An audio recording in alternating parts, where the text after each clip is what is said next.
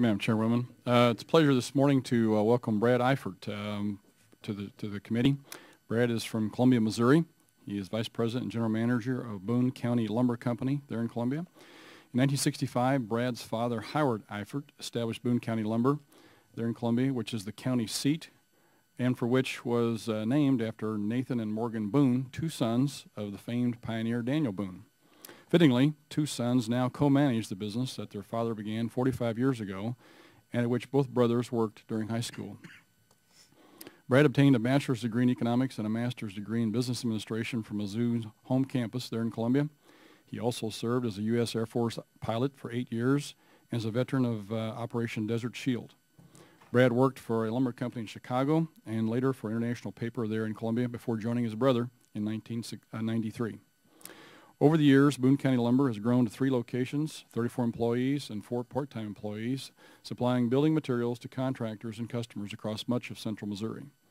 Boone County Lumber is the 2006 winner of Pro Sales Magazine Marketing and Customer Service Award and the 2004 Columbia Chamber of Commerce's Outstanding Small Business of the Year. Brad is also active in his community and serves as a member of the Columbia Salvation Army Advisory Board and the Callaway Bank Board of Directors. He has served on the National Federation of Independent Business Board of Directors since 2003, serving as national chairman of the NFIB from 2006 to 2008. Brad, thank you for being here with us today, and I also might mention that Ryan, your son's with us today, perhaps the 3rd generation in the family business, and look forward to your testimony. Welcome. Madam Chairwoman, Ranking Member Luke DeMeyer, and distinguished members of this committee, thank you for inviting me to testify today. My name is Brad Eifert, and I co-own and operate Boone County Lumber Company in Columbia, Missouri, and I am accompanied by my 15-year-old son, Ryan, a 9th grader at West Junior High. Boone County Lumber is a family-owned company celebrating its 45th anniversary this year. In 1965, 4 men provided startup capital of $2,500 each, and this, combined with the $100 my father Howard had to invest, began the company that now operates in 3 locations and employs 34 full-time and 4 part-time employees. Today, my brother Greg manages our Boone County Millwork location while I manage the lumberyard. Together, we serve the professional home builder, remodeler, and commercial contractor by providing a variety of forest products, doors, windows, and moldings. Thank you for inviting me to share some of the challenges and successes of the last 4 years and our situation today. This July 2010 will mark the end of 4 full years since the housing market slump started a deep recession from which it has yet to recover.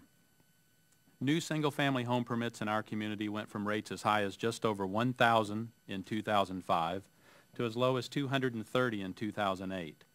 While the demand for our products plummeted, the market values of many forest products dropped accordingly. This combination of factors has crushed our revenue for the duration of the slowdown.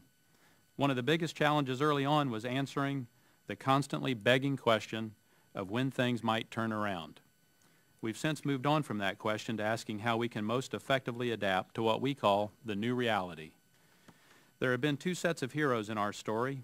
One is the professional builder and remodeler we serve on a daily basis who did not participate in the excesses of the housing boom. We have been fortunate to serve some customers for 2 generations and are proud to stand beside this group of resilient survivors. This leads me to the second group of heroes of the last 4 years, our people. The personal sacrifice made by everyone in our company is the only reason I am before you today.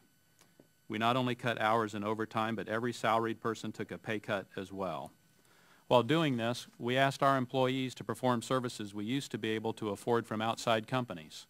We became our own custodians. Ryan is now our lawn service.